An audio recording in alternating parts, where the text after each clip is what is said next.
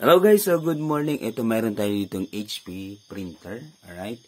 So this is HP Ink Tank Wireless 415. Yan, ito yung something like latest ni HP. Ano po? Then mostly ang gumagamit na to yung mga taga DepEd kasi ito yung in-issue ng DepEd, alright? So ngayon, madaming problema yung HP na to. So, sometimes blinking siya. Ayan, madami blinking yan dyan. Then, yung nag-ano siya, tawag dyan, paper jam. So, gagawin nyo lang. Press nyo lang yan. Kapag nag-error 2 or E2, so, cancel nyo lang. So, yan. Ngayon, ang problema, medyo pangit yung output niya. Ito, to. So, naayos ko na kasi itong printer na to. So, ito nag-sanction ako dito. Then, dinidiscover ko kung paano ba yung mag-cleaning dito gamit yung laptop. Ito yung output niya. Tingnan niyo. Paano ba mag-cleaning ganito? So, dapat yung printer naka-installed. Ano po? So, installed. Punta muna kayo sa browser nyo. Then, Google. Ayan. So, wait lang. Sige guys, steps by steps tayo. Alright. So, ganito yung gagawin nyo. Punta kayo kay Google. So, dapat nakakonect kayo sa Wi-Fi. Ano po? Then, type nyo yung HP Ink Tank Wireless 415. Then, software download. Ayan na po. So, click nyo lang yan. Example, this one. Then, ito na siya. Ito yung mga software niya. So, right-click nyo lang. Open. So, Hewlett Packard. So, yun yung ano ni HP. Ano po. Ito yung lalabas na. Ito na. Ayan. So, yung link, i-ano ko na lang siya. Ilagay ko na lang sa description. Control-C. Kasi ito yung software or driver ng printer. Para at least magamit nyo yung printer. At the same time, magawa nyo yung dapat nyo gawin sa printer. Now, ayan, nakalagay siya software and drivers for HP Ink Tank Wireless 415. So, pwede mo na siyang i-download or pwede mo na siyang i-install online. Ito, click mo lang yan. Then, mag-i-install yan automatically. Then, pwede mo naman siyang i-download. Ito siya. Okay. Yan. Download mo lang. Bibigyan ka lang niya ng software. Then, online pa din yan. Install mo pa din online. So, ito na siya. Ano po? Ito pa din siya. So, pag ito yung ginamit mo or ito yung kinlik mo, then lalabas yan dito na sa downloads na yan. Under downloads, ito siya. Ito yung lalabas dyan. Ayan o. Yan. Webpack. Yan. Ito yung lalabas. Or, ito. HP. Yan. HP Easy Smart. Then, ito yung installer natin. So, online, ito naman yung full. Na-download ko na kasi siya in full. So, yan. Basta, what you need to do is to follow the instruction. Ano po? For example, ito. Double-click ko lang siya. Then, run. So, pareho lang to doon sa online ha, dito. Kapag nag-install kayo dito online, pareho lang naman yun. Then, yes. Yan. Ito yung lalabas. Pareho lang naman yan kapag sinelect nyo tong install na to. Ano po? Yan. Online kasi to. Online siya, kinukuha or in-install siya through online. Ano po? Yan. Alright. Sige, let's go back here. Ito na siya. So, yan dito, i-accept mo siya. Accept all option. Then, dito naman, so dapat naka-turn on na yung printer. Naka-plug in na din siya sa laptop. Alright, so yan yung the best doon. Dapat ganun. Then, select nyo na yung continue. Then, ano ba yung connection na gusto mo? Gusto mo ba wireless? Gusto mo ba USB? So, ako ginamit ko dito USB muna kasi syempre magki-cleaning ako. Mas maganda naka-USB pa din. Although okay naman yung wireless pero madaming proseso pa yan. So pwede mo yan ulitin pagkatapos nito. Ulitin mo na lang So, the same process lang naman yan. Magre-require lang yan ng password mo sa Wi-Fi mo. So, yun lang. Hindi ka makakapag-print kung walang Wi-Fi. Okay. Sige, continue tayo. Select USB cable. Yan. Ganun lang siya kasimple. Then, eto na siya. So, kanina, di ba? HP Wireless Inktank 415. Inktank Wireless 415. Di ba? 415. Yan. So, because this is an innovation, so, yung program niya mismo is 4110 pa din, series. So, wala naman na bago sa program, na bago lang yung design style ng printer. So, 4110, wala siyang, mayroon na din. So, yun lang. May wireless na din yung 4110, then 415. Ano ba yung pinagkakaiba nila sa features ata or sa design ng printer, doon lang sila nagkaiba. Pero yung pinaka-drivers niya, 4110 pa rin. Kaya huwag kayong magtaka ha. Huwag kayong magtaka kung ang download nyo is 4110. Normal yon kasi supported yan. So, hindi na nag-create ng another program para sa HP 415. Kundi, ito na lang ginamit nilang drivers which is from 4110. Alright, so click continue. So, sana clear sa lahat ha. Alright, so if you are new into my channel, so please don't forget to subscribe naman guys. Ayan, kung may natutunan kayo, pa-subscribe naman. Ito. So, pinapakita lang natin yung mga basic dito sa HP. Kasi, actually, nahihirapan ako sa HP. Mag-repair. Nare-repair ko siya totally. Pero dito, when it comes to mga ganitong output, so, didi-discover. Yung unang kong printer is HP. Then, ewan ko ba, parang nawala na ako doon kasi doon nagsipaglabasan na kasi yung Canon, yung mga ganun, Brother. Then dito, automatic update yan. So, nasa sayo naman kung gusto mong i-notify ka pa. Mas magandang piliin niyo palagi yung recommended. Then apply.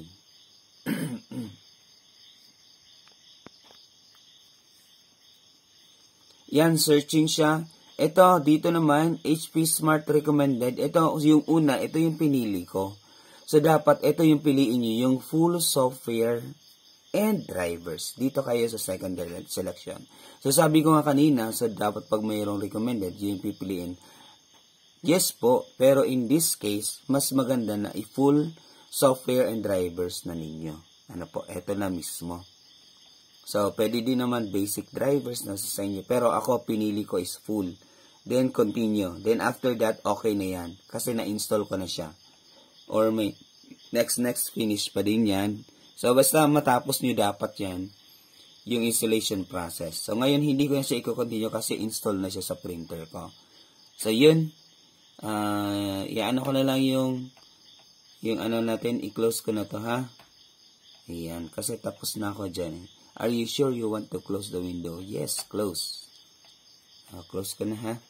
Ayan, so, yung link, ilagay ko na lang sa description. Control-C, then, Control-N, Control-V. Ito, lalagay ko na lang siya sa description. Alright. Sige, so this is HP installer. Ayan. HP 4110 drivers. Alright. So, para at least alam natin. Ayan. Oops. Alright. Ayan. So, tapos na tayo.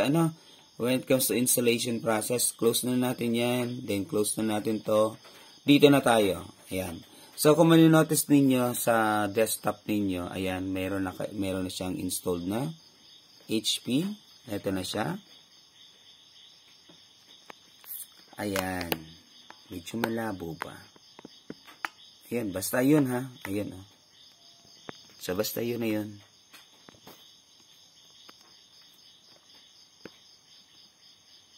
Pagalaw.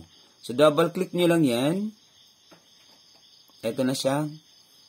Retrieving information from. Alright. Ito na siya, yung selection niya guys. Punta lang kayo dito. Kapag ganito yung output, punta lang kayo dito, ha? Ganito yung output. So, for example, may mga ganyan or nawawalan ng mga missing. So, yung first attempt ko, eto na yun. Eto na siya, yung output niya. Yan. So, may ano pa din, may problema pa din. Eto pa din. Alright, so dito lang kayo din, maintain your printer. Dito na kayo. Click nyo lang yan. Alright. Then, after that, dito na tayo. So, print quality diagnostic page, align cartridge. Mamaya i-align natin. Ano po? So, clean cartridge. Ito muna tayo, clean printer. Clean printer to prevent back of page smashing. So, dito tayo sa clean cartridge kasi yung problema natin ay nasa output. Ito yung problema natin. So, clean natin. Alright. So, yan, processing siya.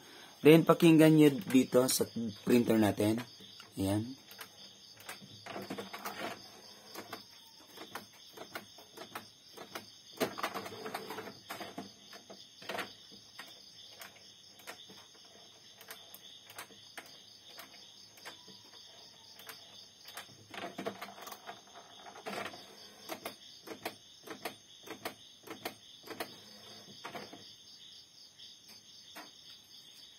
So, antayin nyo na lang hanggang sa matapos yung proseso.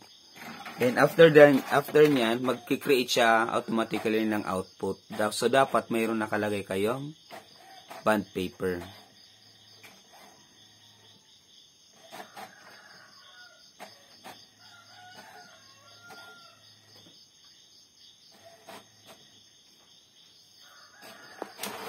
Alright, so ito na siya guys. Compare natin siya dito. Ito yung dati. Ito naman yung ano. So, ayun, nagkakalinya na siya sa baba. Ito. So, medyo okay na din. May linya na siya dito. Yan. So, continue na lang yan. So, dito naman, next naman tayo, ha? So, select natin itong option na to, second level clean. Alright, so yan. So, kung malinaw na siya, i-done nyo na lang. Ano po? Ito, second level, medyo hard ito. Yun.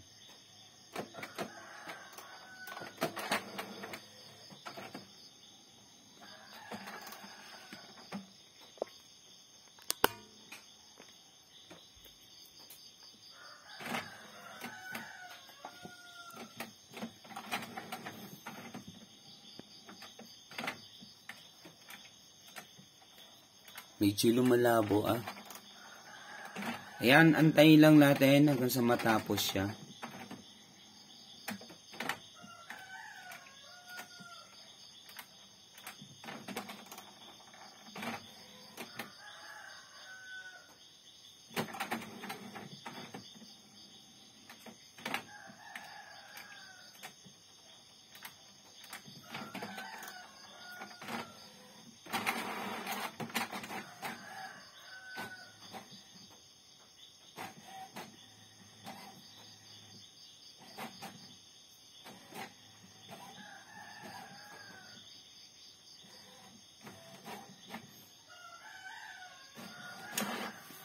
So, ito yung hard niya. Oops! Ayun, nagka-problema. Mayroon na siyang gap. Ayun. Nagka-gap na siya. So, para may problema na din yung kanyang cartridge. Pero bago lang kasi ito eh. Anong nangyari dito sa printer na to? Na-stuck siya. As in, totally na-stuck. So, cleaning has completed. Alright, so okay na natin. Ngayon, i-align na lang natin yung kanyang cartridge. Yan.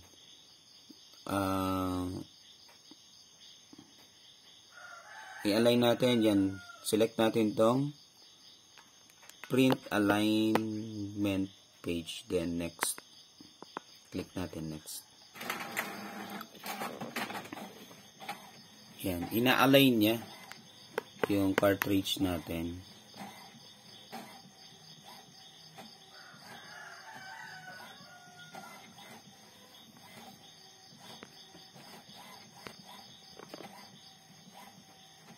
Then, ito na siya guys. Ayan. So, nandito lang naman yung mga options. So, dapat kasi installed yung printer para at least alam natin na tama yung ginagawa natin. Or, kung paano natin siya isosolve. Alright. Then, make sure na dapat kompleto din yung ink niya. So, hindi naman konti or hindi naman masyado nag-overflow. So, yun tama lang.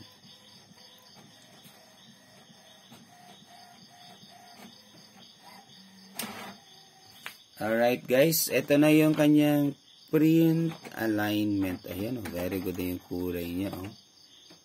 Alright. Ayan, diba? Yun.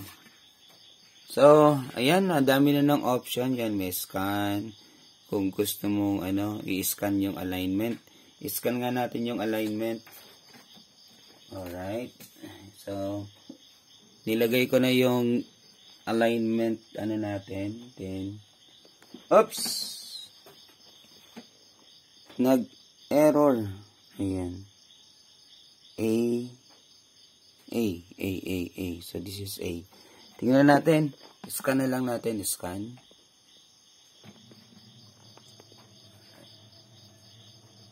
So, scanning siya.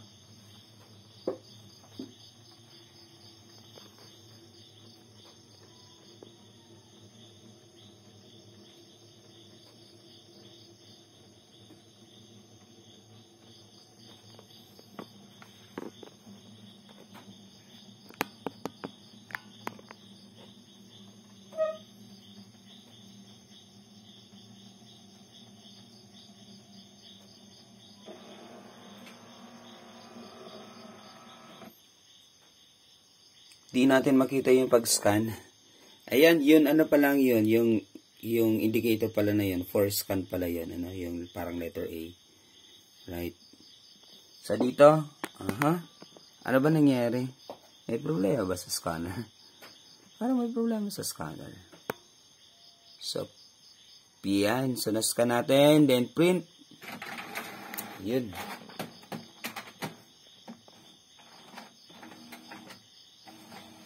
Oops, nag-paper jam. Ayun. Nag-AA.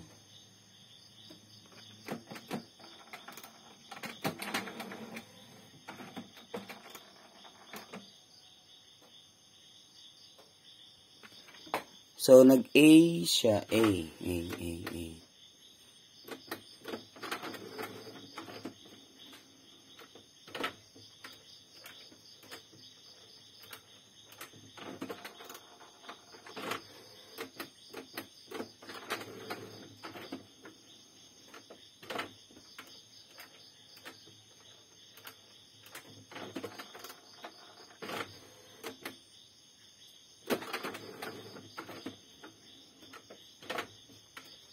Okay, so pwedeng may gap siya sa ink kaya nagganito siya, Yan, parang kasi pinifeed niya. Pinifeed niya ng ink yung cartridge mismo. Parang may gap kasi siguro dahil sa mga ganitong output. Yan, printing. So sundan niyo lang yung yung printer, Sundan niyo lang yung information pati sa laptop. Ayan. So, ito na yung in-scan natin. Tingnan natin kung maganda ba yung output ng scanner natin. Scan or nag-Xerox, So, in-scan niya muna, papunta doon sa system, then yun. It's a long process kung ilalagay mo lang dyan, then mag-Xerox ka lang. Or magpo-photocopy. So, ito kasi, nandito sa program niya. So, kailangan natin sundin. Alright. So, yun. Tingnan natin. Yun. Okay, dito tayo. Alright. So, kailangan pa ba mag-scan? So, cancel na natin to. Ayan. Then, close. Alright. So, dito naman, so, nawala na yung A, kasi sa scanner yon. So, ito na yung output ng in-scan natin. Ayan. Then, ito naman yung pinagkopyahan natin. Ayan. So, they are almost the same. Very good na siya, guys. So, yan. Alright, so sana may natutunan kayo. Pa-subscribe naman, guys. And please, wag nyo nang i-skip yung ads, para at least kumita naman tayo. At mas ma-motivate tayo na gumawa ng maraming videos na nakakatulong sa bawat isa. Ayan, this is always your Kotek, Allen Altamarino, signing off. Peace out, guys. Alright.